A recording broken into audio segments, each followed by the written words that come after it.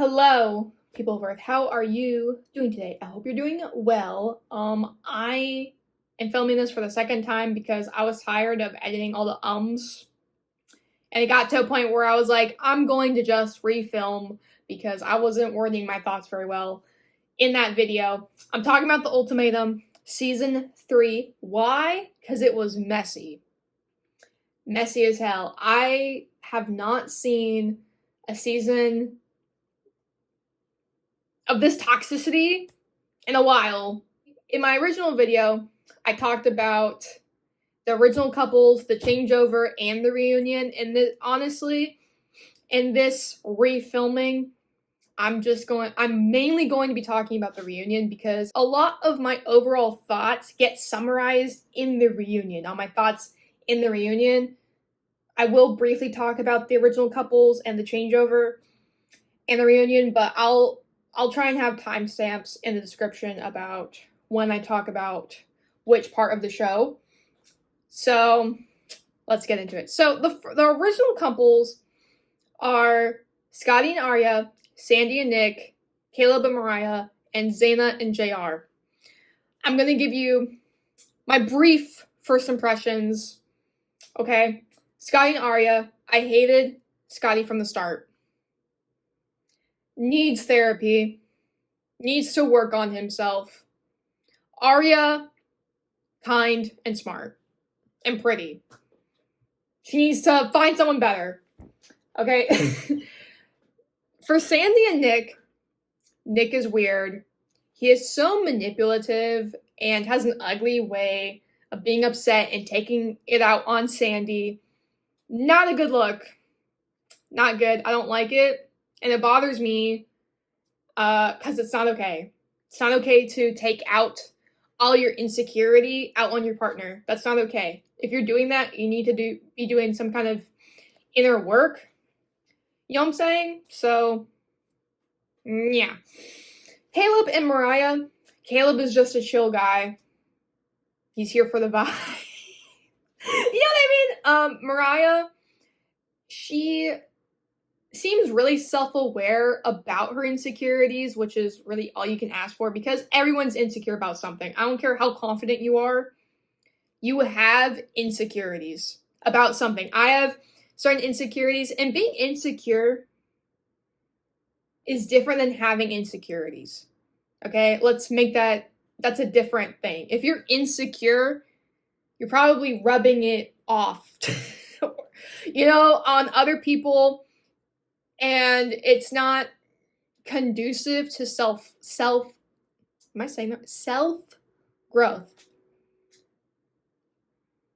If you have insecurities and you're aware of them and you're working on them, that's a different story. But if you just are insecure, that's a whole other ballpark, okay? But Mariah seems very self-aware about what she's insecure about. And she's willing to work through that in this process. I'm not sure exactly why she chose to do it on reality TV. Because they seem like a healthy couple. Okay. They seem like a healthy couple.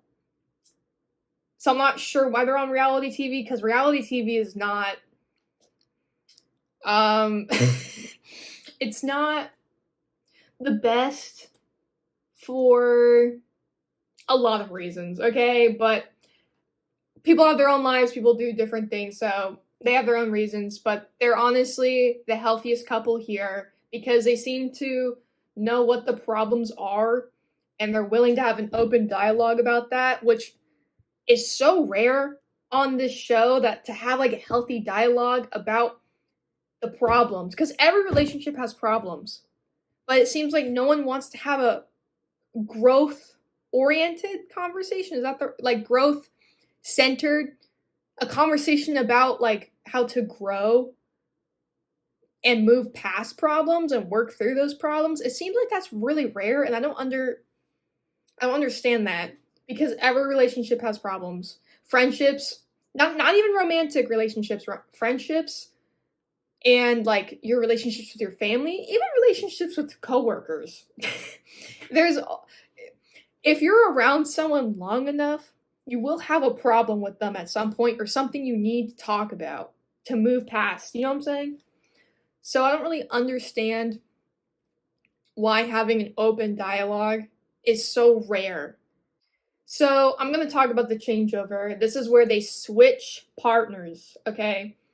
And what ends up happening is Caleb ends up with Arya, Zaina ends up with Scotty, Nick ends up with Vanessa. I didn't talk about her because she leaves, which is a whole thing, and her partner leaves, and the whole other couple leaves, which is their names are Micah and Chanel, right? Did I miss anyone?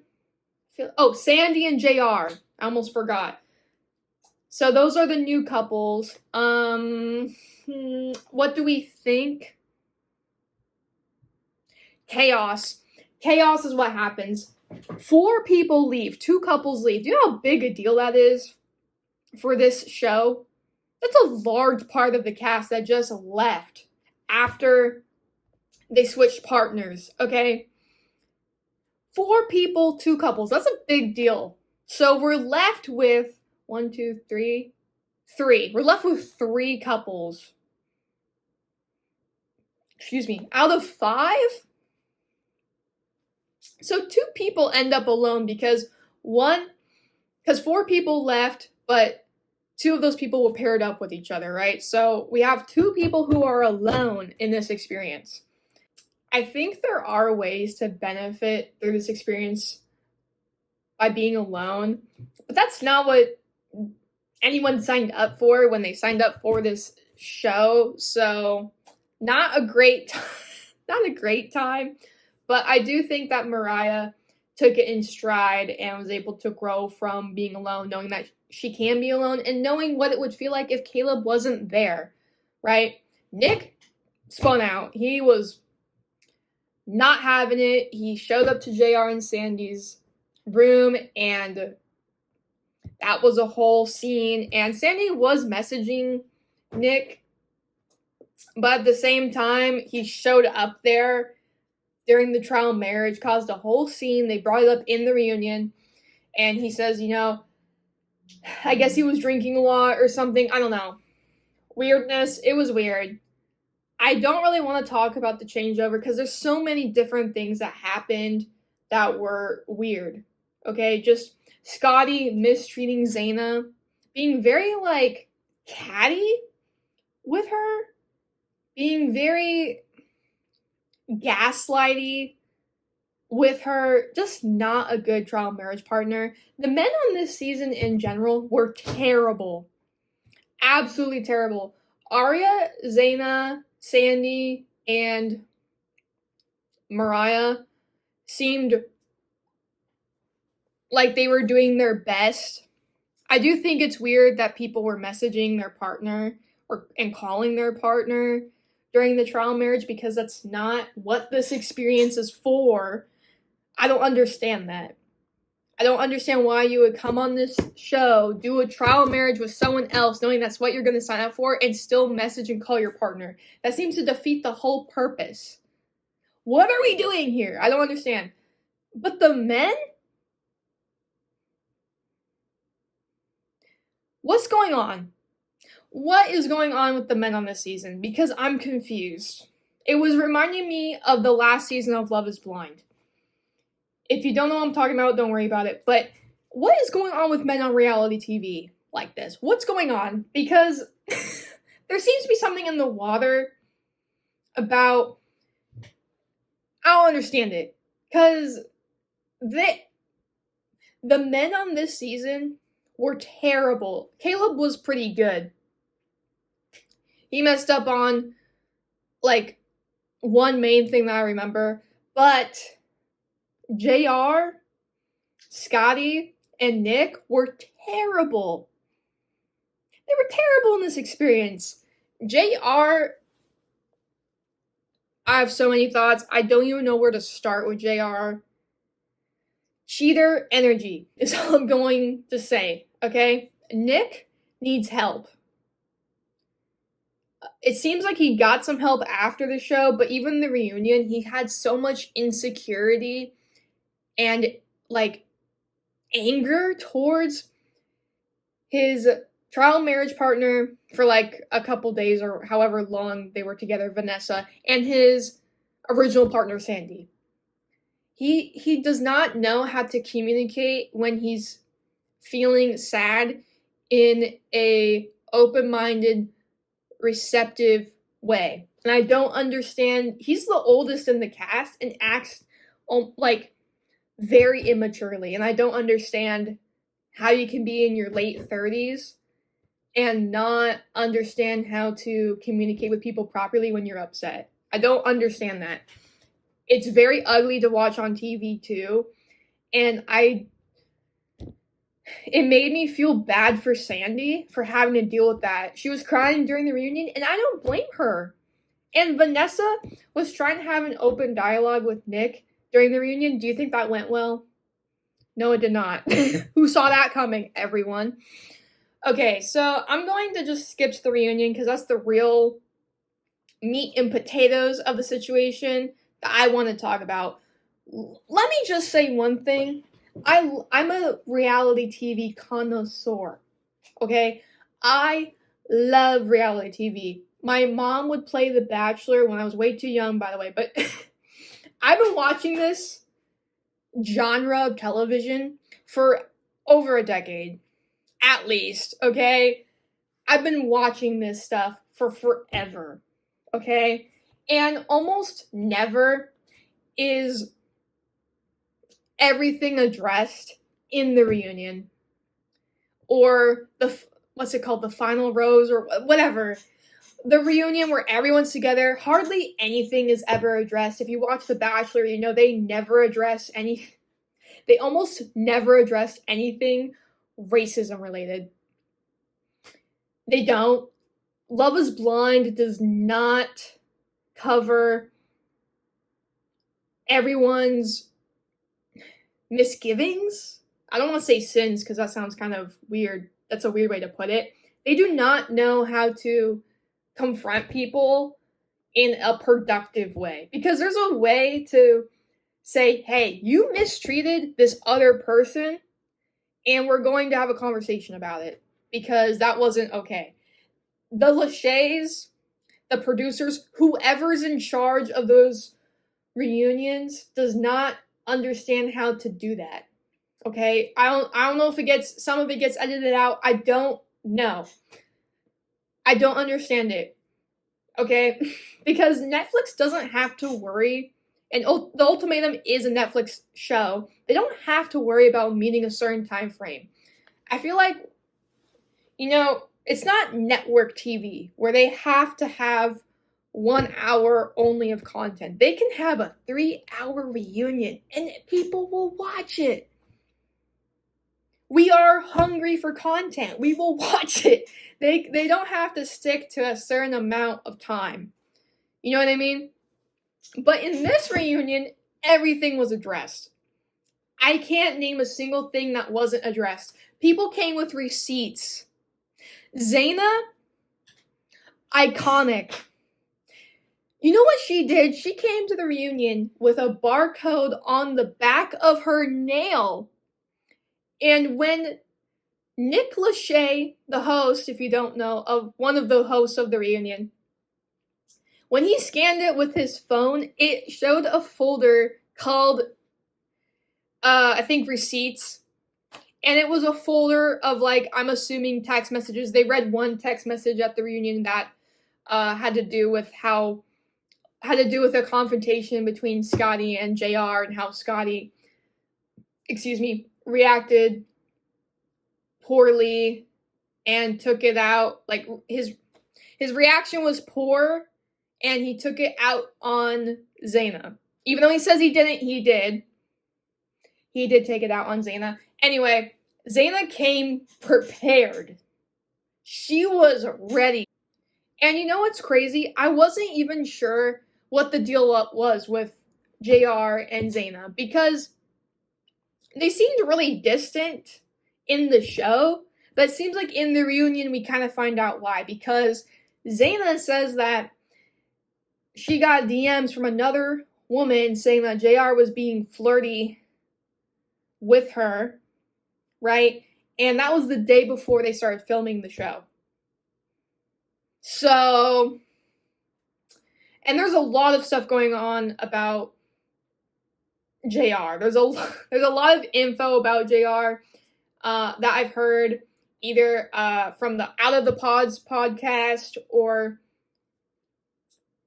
from the reunion itself. It seemed like there was a lot going on in that relationship. Toxic. It was toxic, let's be real. Let's start at the beginning of the reunion. I'm getting a little off track. Okay. Arya calling Caleb and Mariah's relationship fake was not okay. Not okay. Saying how Caleb was liking her stories for a week and a half, and Caleb was like, I was doing the same thing with Zaina. It was weird. Let's be real. Arya had a terrible year. She was very open with the fact that she had a terrible year. Her grandma died, who was like her best friend. She had a miscarriage, and she had a bad time with Scotty. There was their whole relationship coming to an end. Not a good year. So I think what was going on was that she was taking out some of her sadness, anger, pent-up feelings, whatever you want to call it, out on Caleb and Mariah, but mostly Caleb. And Caleb apologized after Arya confronted him about not admitting that they had an emotional connection, gaslighting Arya and Mariah about it. Okay, because he said that he wasn't having an emotional connection with Arya. He did have an emotional connection with Arya. He was just lying to himself, basically, is what he said. And honestly, understandable. He was trying to put Mariah first, even in his trial marriage. I can understand that point of view, but he did gaslight his trial marriage partner and his original partner. But I did not appreciate Arya coming after them immediately off the bat. That was uncalled for, unnecessary, and mean, to be frank. But I understand the mindset of Arya because she obviously had a terrible year. I'm not excusing it, but I understand why it happened. So I'll cut her a bit of slack, okay? Because she obviously had a very bad year. And yeah, that's all I have to say on that. Okay. I think one main thing to take away from this reunion is JR got shit on. I talked about Zaina and the barcode on the back of her nail. Genius, iconic, I love it. I love that someone came prepared to this reunion with I know exactly what I'm going to talk about, and I have proof about what I'm going to say. Love it. I love it. But JR got shit on during this reunion. He got the brunt of the heat that JR and Sandy collectively got, because they both got heat from their original partners. Nick was really hard on Sandy, and Nick was really trying to hammer home the point that they were going to have sex if Nick wasn't there, which I don't really understand that point that he's trying to make, because the whole point is that Sandy came there with Nick. So I don't really Nick. I was about to say Nick. Sandy would not have met JR if Nick didn't bring her there. So I don't understand that point, but whatever. They also talk about the hall pass situation, which is, so JR heard that people were saying that he had a hall pass, or he felt like he had a hall pass or something, or he was here for a hall pass, whatever, right? And he brought this up at guys' night, and he had a weird confrontation with Scotty about it, because I guess Scotty felt like JR was accusing him, something like that, and then Scotty took out his anger at Zaina when he got home during their trial marriage. All of that. Toxic. And the editors, you know what the editors did?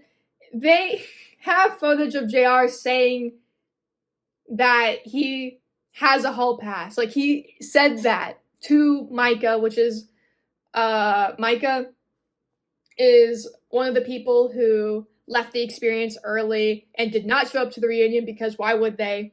Why would they come just like to give a life update? We can go on Instagram for that. We don't need anyone to go on the reunion to just give a life update. You know, they left the show. That's the end. That's the end of that. So anyway, JR started that rumor. And then you know what JR says? He says it was taken out of context. Taken out of context? How do you take that out of context, sir? Sir, you said it. That you have a hall pass. I don't understand it. And then it leaked into Zaina's trial marriage and made, caused a whole situation where she was getting belittled by Scotty. Not okay, toxic. During this reunion, Nick seems unwell. He does not seem, I don't see any growth from Nick at all since the season started. I don't see any growth. He seems unwell. I don't know. I don't understand.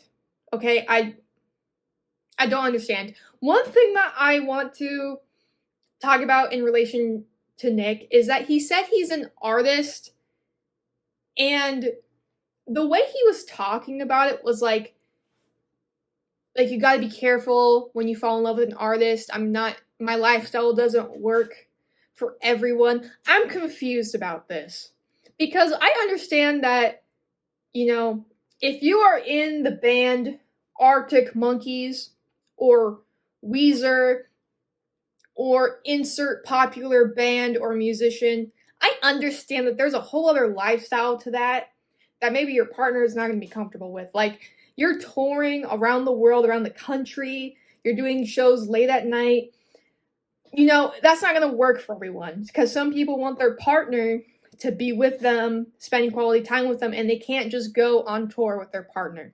I understand that. Here's the thing. Nick is a painter. So what lifestyle are we talking about? Are we talking about kind of, what are we talking about? Are we talking about like economic, where like you don't know when the next paycheck's coming in, or what are we talking about? Because every single profession has a different lifestyle attached to it. Every single one. Every single one. If you are in a blue-collar job, you probably wake up really early. And you have to go to bed really early. Why? Because you're waking up early. Blue-collar jobs are no joke. It's hard labor, long days. You're probably tired as hell when you get home.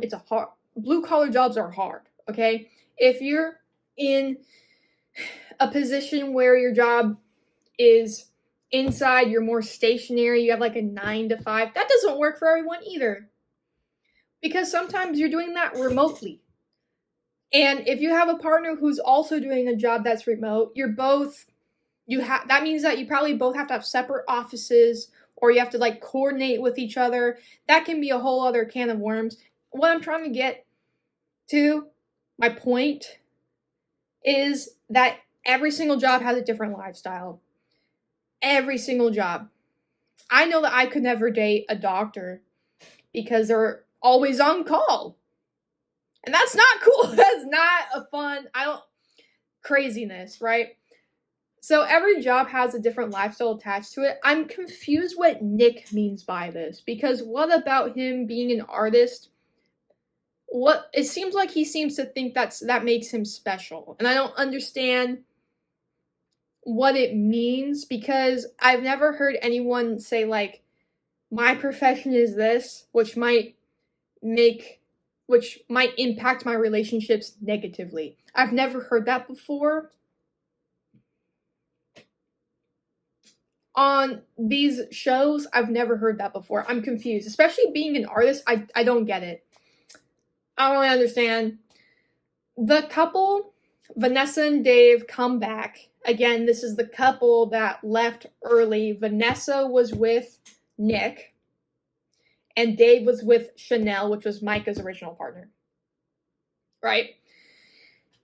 Vanessa seemed to have very valid reasons for leaving Nick and leaving this experience early. I guess he was drinking heavily and trauma dumped on her. This is what I was getting from the reunion. And it seems like she got the answer she needed. And she realized that even if she didn't get the answer she needed, or all of the answers she needed, she realized it wasn't going to be a learning opportunity because Nick was just not in the right mental state to receive or to be receptive to her support. And Nick did not take this well. This conversation between Nick and Vanessa did not go well because Vanessa was obviously trying to clearly lay out her problems and why she did what she did. And I think she's very valid. It caused ripple effects, obviously, for the rest of the couples, because when one person leaves and one person stays, and then, it caused a ripple effect that was not the best. But Vanessa seemed to feel a certain way, okay? So I understand why she left a lot more than I did in the beginning. So I don't blame her because Nick does not know how to communicate in a way that is compassionate to people. I don't understand.